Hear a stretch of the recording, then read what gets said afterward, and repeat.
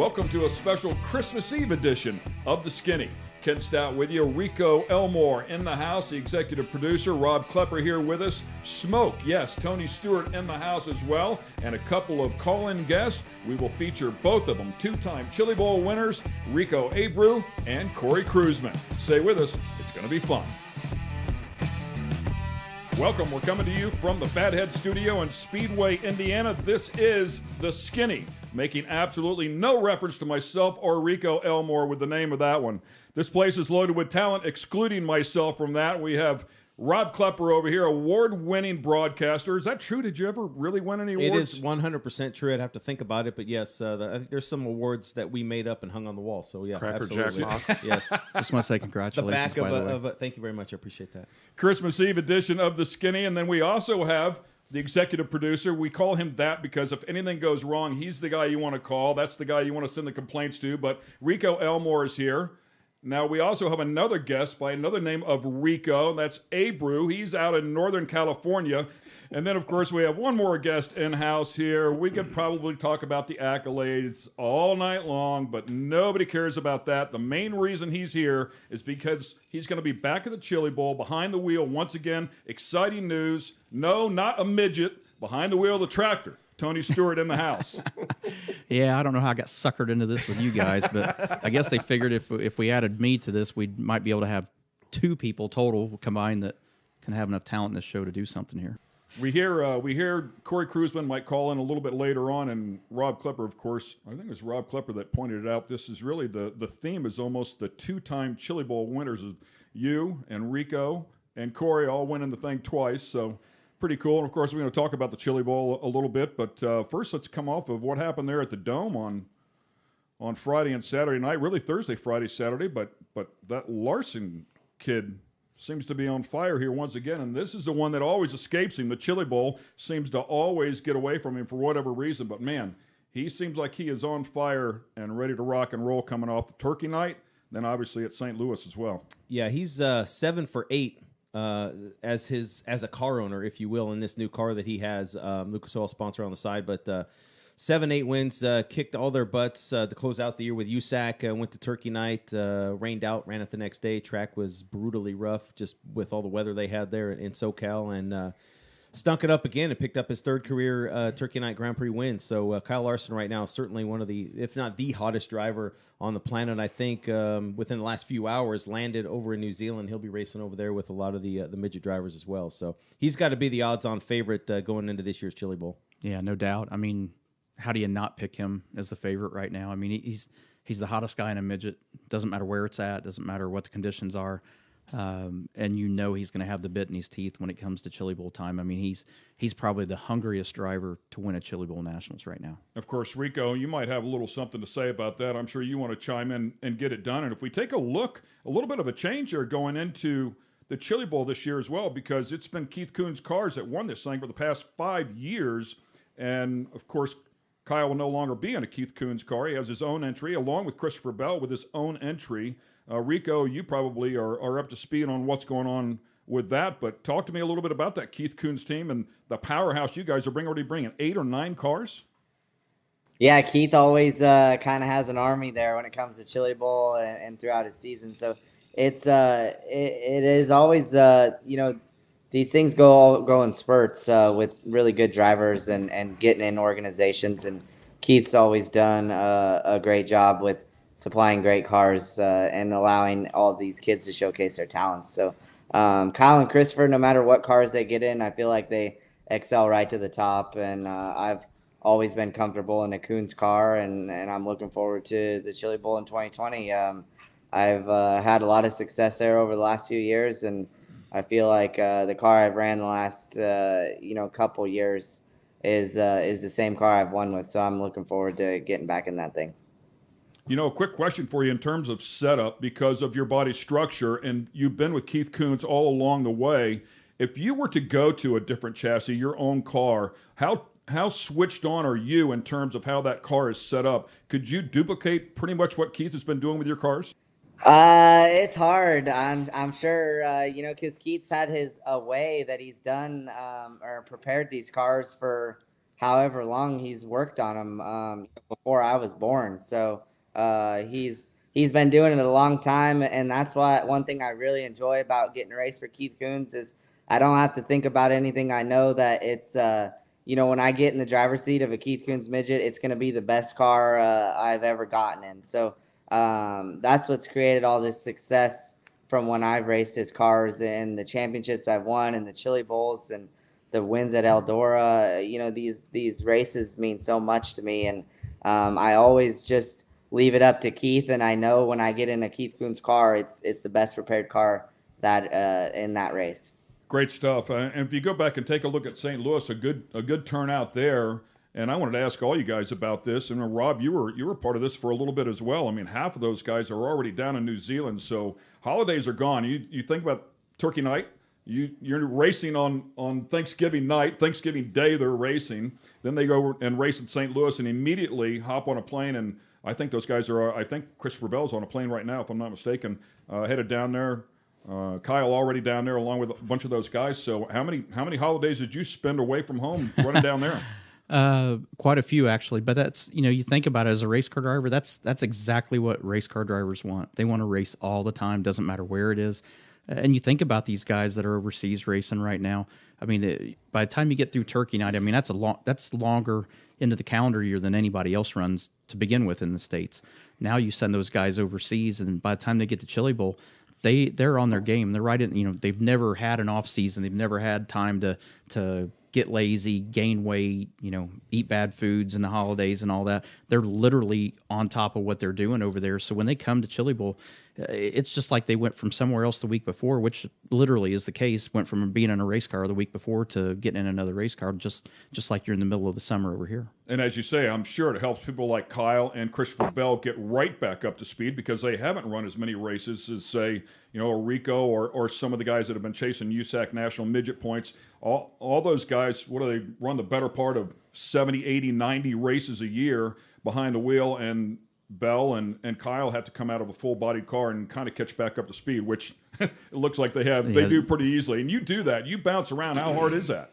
It's really not at their age. I mean, those guys have the talent that it's not bouncing. It's literally just how you climb in. It's different, and what it feels like is different. But for those guys, it's just another day at the office for them. I mean, they do it so much that it's not like they're in a car for 12 weeks or 14 weeks and don't get in an open wheel car. So for those guys, it's just it's like getting off of one bicycle and getting on another bicycle. You still do the same thing. It might feel a little different to start with, but it does not take any time for those guys to get used to it. They're up to speed right away. One of the interesting things about it is it's like, everybody, I was looking at it when we were upstairs a little bit ago of, who's won this thing once, you know what I mean, which is an honor. The group that's on there that's won it is amazing. The ones that have won it twice, I think there's 4 people that have won it twice, and, of course, as you said, Tony, Rico, Corey, and Dan Bors. Exactly. Yeah, and that was out of nowhere, but yes. So thanks, Rain Man. But anyhow, so and everybody had a different path getting there, and it was just crazy to kind of look at some of the guys in the beginning how they got there. The Sammy Swindells that, way back that won, Dan, that guy that he mentioned, so, yeah. Well, and I'm sure Tony remembers because whatever year he won it for the second time, he was running, I think, third, and he got by, you were running second to Jay. He got by Tony with, I think, 2 to go, and he passed Jay, I want to say on the last lap. On the last lap. Yeah. It was definitely through. Jay was in a Coons car. Yeah, and it drove by Jay. I think Jay was running around the bottom, and Boris went up on top. But he's one of those guys, when we talk about the Chili Bowl, one of those named guys that, as far as mainstream, especially these days with the car count that we have, that you may not know of. You may not, you go, Dan Boris, who was that? But in his day was legit, obviously one of the best midget racers of all time from up there in Wisconsin. And a 2-time winner of the Chili Bowl. I mean, that's pretty impressive. That's a big deal. Yeah. So. And I got to run with him when I started with Keith. I mean, the first time I got to run with Keith was at a 100 green flag lap midget race the weekend when USAC was at the Milwaukee Mile. We ran Hales Corner. and Kevin Doty led the majority of that race. And I don't know if he started running out of fuel or what happened, but he had some kind of a problem, and that's how I won with Keith. But Paige Jones and I ran together as teammates at the time, and I was just getting into full midgets. I didn't get off the bottom very much. I was used to running 3/4 midgets. Paige never got off the top. I never got off the bottom, and we would go through the field. But you had to beat him. You had to beat Randy Cook, Hatton, Olson. Scott Hatton.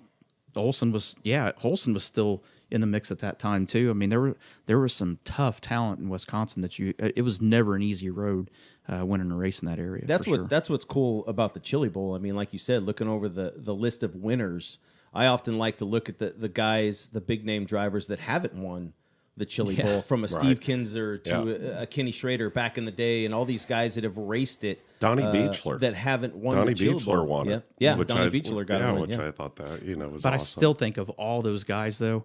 When you look at it and you go, which Chili Bowl was one that really stands out in your mind? It's got to be the first one that Rico won. I mean, he won it with such style, and I mean, it was like he took his nuts and threw them over his shoulder and said, "Catch me if you can." And that's the win was big. The celebration was even bigger. I think that was the first time, and Rico can probably answer that better than anybody. That's the first time I can remember that anybody actually flipped the car after the checkered flag was over and doing the celebration. But that's what people remember. I mean, that's probably in my memories of all the Chili Bowls that I've been to and worked now. His first win was the biggest one that I ever remember. Yeah, absolutely. And I believe it was the first one for Toyota, was it not, Rico? Yeah, it was, and it was obviously very special for me. There's so much buildup in that race. There's so much energy in that building, and it's the year before I felt like I was pretty close to racing up front, and I know the Coons cars. Larson battled there with the Swindells, and Larson ended up falling out of the race, and Bell something happened, and then I was right up there with Kevin and Brian the first year, and I had to beat both. You straight up just beat them, and that was the coolest part. And then you hear the crowd in the background chanting your name, and it was just so special, really. How hard? I know we've talked about this before on the TV broadcast. Your driving style is so aggressive. When Rico's on the racetrack, he's so aggressive. He really charges the corner. It almost looks like he drives it in 25 feet further than anybody else, especially on a little track like that. But how aggressive can you be on that racetrack in Tulsa? I mean, it's so small, it's so tight. It's not one of those tracks that's easy to get around. It's even though it is just a dirt oval in theory, it seems like it is very technical to try and get around. It's because he's got all that extra nose weight up there because he doesn't have any weight on the rear tire, so you can get that thing to rotate. It's it gets tricky when it gets slick and slow, and you got to get really finesse, and the cushion builds up the last few years pretty tall, and the entries get really slick, so it's hard to really hammer it getting in. You're more so focusing on keeping your wheels spin up so you're not slamming your nose when you slam that cushion with your right rear. Going back to that first win, when you took the lead, could you hear the crowd? Could you see the crowd in the stands? Could you hear them? I was so focused on making perfect laps. Like, it was so crazy how all of that went down, and catching lap traffic, and knowing that, I always was, back then I was always scared to catch lap traffic, and knowing that, the lap cars could be running side by side, and that lets everyone behind you catch you. And then, if someone wrecks in front of you, but, nowadays you kind of don't worry about that stuff. But it was so, I think I got the lead with like 10 or so to go. So I knew I had to make perfect laps, and it's so hard to do in a race like that. And that's that big. And you just have to just kind of let your instincts take over and go with it. So you're saying you never saw the crowd, you never heard the crowd when you got the lead like that? I you didn't. were so No, focused on your lap. That's I crazy. wasn't paying attention. It went crazy. Yeah. How about your first Chili Bowl win? Well, and Kevin Doty and Corey Kruseman were the two guys I had to beat to win my first one there, and Doty was on the top. Kruseman was probably the fastest car behind me, and I had him kind of hemmed up. But, I mean, literally it was, like you said, I mean, it was corner to corner, who was taking the lead, whether it was, whether Kevin was getting it back or if he made a mistake and I got back to the lead and I made a mistake, he got back to the lead. And then Kruzman's back there. And if I make a big enough mistake, he's probably going to pick both of our pockets. So you couldn't see the crowd, but the lights weren't as good then. I mean, the lights are much better in the Expo Center now than they were. Did you have the Jumbotron? Did not have a Jumbotron. Now, that did come into play the second year I won. The second year, I drove my own car for TSR, and I remember J.J. Yaley was running second to us, and I forget why the track was a little off that year, but it was on the bottom. Yaley would try for a lap on the restarts to try to rip around the top, and then after that he'd get back in line. And I think Justin Allgaier ran third that year with no brakes, and had to run the bottom with no brakes to run third. But I do remember I could sit there and look at the big screen on the front stretch, run on the bottom, because you're not running near as hard as you are on the top, and I could sit there and watch my gap. And once I could get enough of about a 4 or 5 car length lead, then I knew I could start opening my entry up and let it have its head a little more on the exit, and then make better lap times. But the first lap or two, you had to kind of protect the bottom, make sure nobody was going to dive underneath you. And Yaley would do that if you gave him that opportunity. So you just had to. That was the advantage of having the big screen at the time, is you could kind of huge peek up there. Huge advantage, right? I mean, that's a huge advantage for you guys. Any little thing to help out. I mean, it's in a perfect spot. I mean, as they come off 4, it's sitting there all the way down. Yeah, and they've got so much time down to turn 1. Like I mean, 3 seconds. You might as well watch TV for a moment, you know? There's I got nothing else to do. Let's watch TV. I can tell you this: if those guys are watching that TV, there are guys that are going to be in like the F or G main or lower, because they're running. The fast guys are running way too fast to be able to watch that screen and see what's going on. So you glance up at it, right? Can you glance up at it? Or I don't think you can when you're under green. Honestly, I've never really looked up at it. It's too much of a distraction, I feel like. If you come around at the right time, you get to watch the replay of what happened behind you and why there's a caution and wreck. But other than that, it's more for the fans. So I've got one for you. How about a little bit of history of this sport, of this race, I should say. Over 20 years, never had a back-to-back winner, and then all of a sudden, Kevin wins it 4 times in a row. Rico wins it 2 times in a row. Bell's won it the last 3 times in a row. What has possibly changed to go 23 years without a back-to-back win and then have it happen the way it's happened? Like Rico mentioned, it's a tough race to win by itself. And you think of so many things on your whole your qualifying night sets up everything. Your prelim night alone, right? I mean, that's my everything. Goodness, just to get through that night is incredible. Yeah, I mean, you have to, out of 80 cars a night, you had to finish in the top 3 just to go to the A. And I think last year, it went down to the top 2. Yeah, when they added Monday, they with took the Monday away. prelim. So you sit there and think that you're racing against 70 some cars, and all of a sudden you've got to finish in the top 3 of that just to lock into the A main, and that's not even going to give you a great starting spot if you're the guy in third. That's going to bury you in the A main, but that's what it takes just to get in the show. So there's so many things from your first heat race, the qualifying race, and then whatever main you're in. I mean, everything has to go right every time you're on the track to even have that opportunity to win, let alone have that same kind of luck 2 years in a row to go back to back. So I watch from the infield now. I mean, I don't know how many years I've been doing the track, and you watch guys like Rico, Abreu, and Christopher and Larson and Tanner Thorson and these guys that just absolutely. I mean, they drive like they drive like their next lap is what's either going to keep their ride or they're going to get fired. I mean, that's how hard they're driving these things.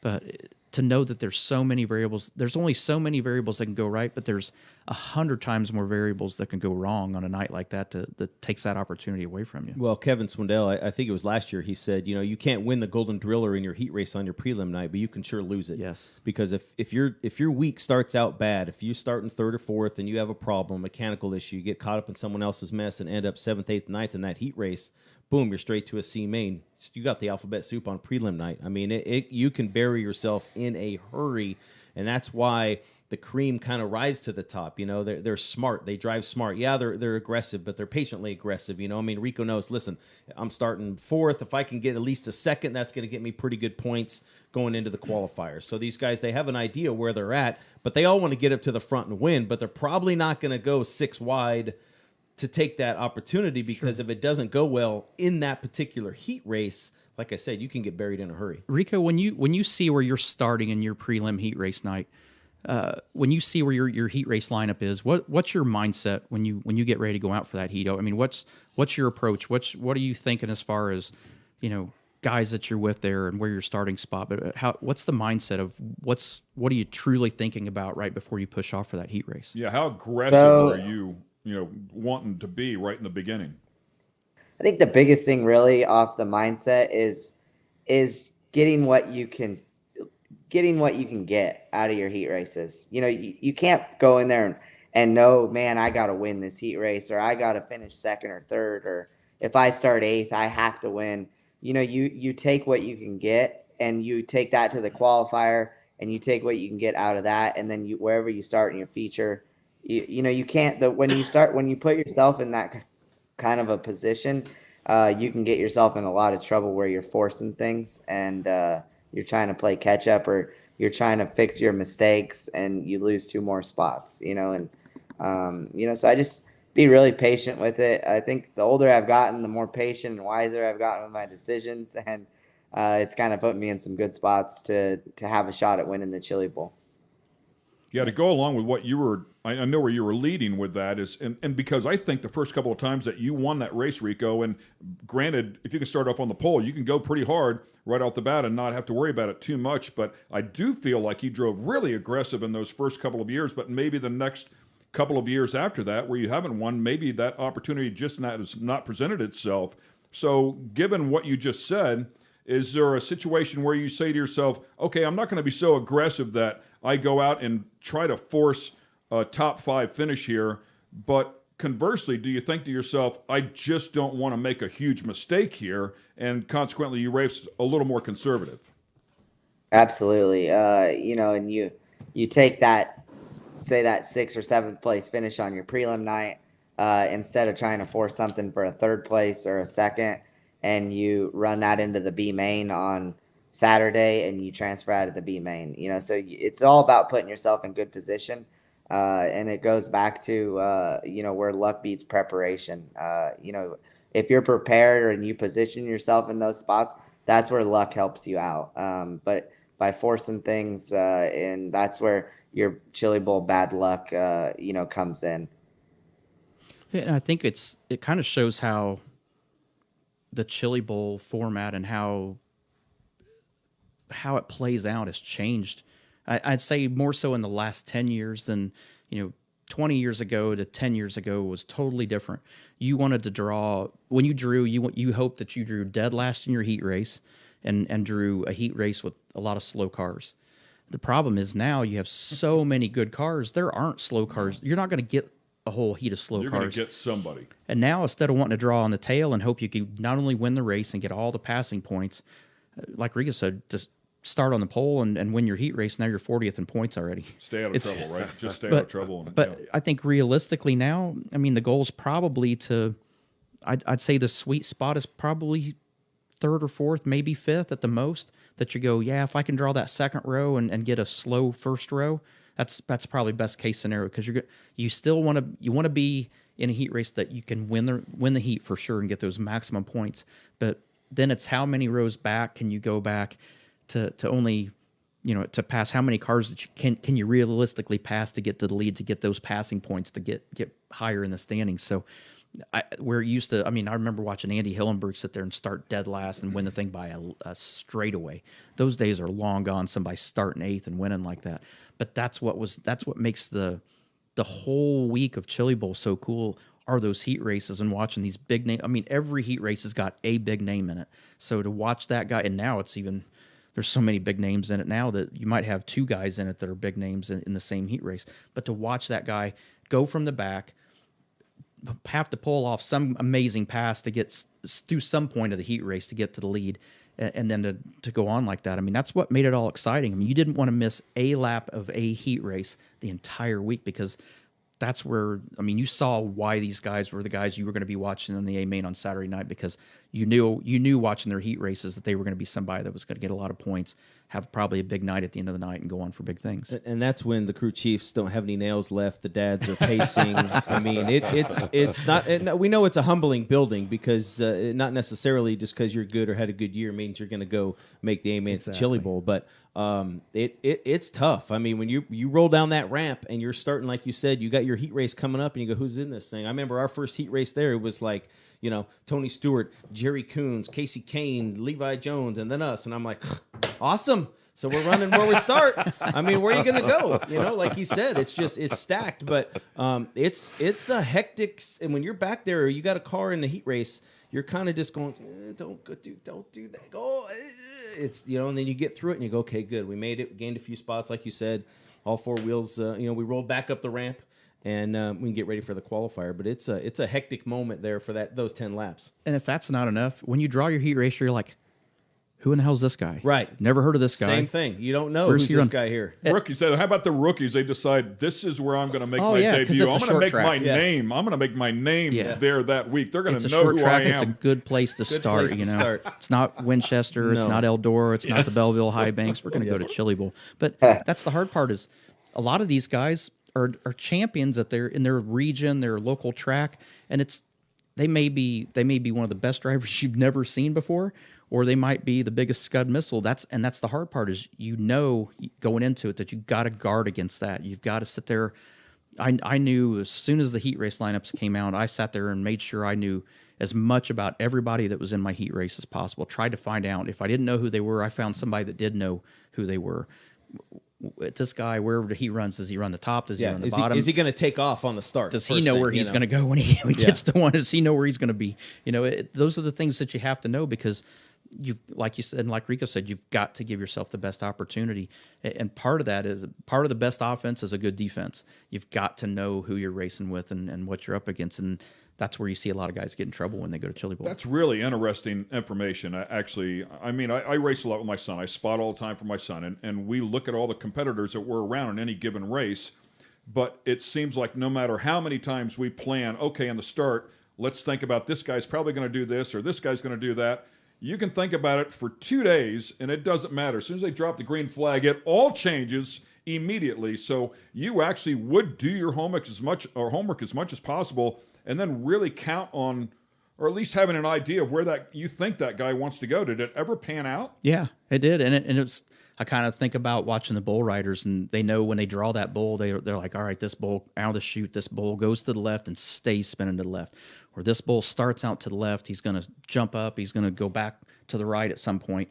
But that's the things that you had to do. And it was almost better if you knew the guys. I'd rather almost ran against guys that were a little bit better, but I knew what they were going to do versus guys that didn't. But, I know the one year I started on the second row, and I knew this guy on the front, knew who he was, didn't know a lot about him, but just knew that when he went down into one, he was not going to hit the bottom. And sure enough, it was like he was a soapy dish rag and slid clean across in front of everybody. And I just waited and went, thank you, and off you go. But that's just where you got to at least try to understand who are those guys that I'm racing with, what's their tendencies, what could possibly happen. Is this kid going to be one of those guys that's going to drive over you going into the first turn? You're going to have to really guard, give him extra room. You just don't know. And so the more information you can get on these guys, I think gives you that better opportunity to plan out, perfect case scenario of how your race is going to go. And, like I say, sometimes you got to give a guy a little extra room on the first lap because he's going to take more than what he's really going to have. And if you want to take care of yourself, you got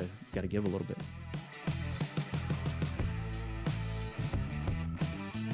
This podcast has been produced by Fathead Studios, and for more on Fatheads Eyewear, you can always go to fatheads.com, and that's with a Z.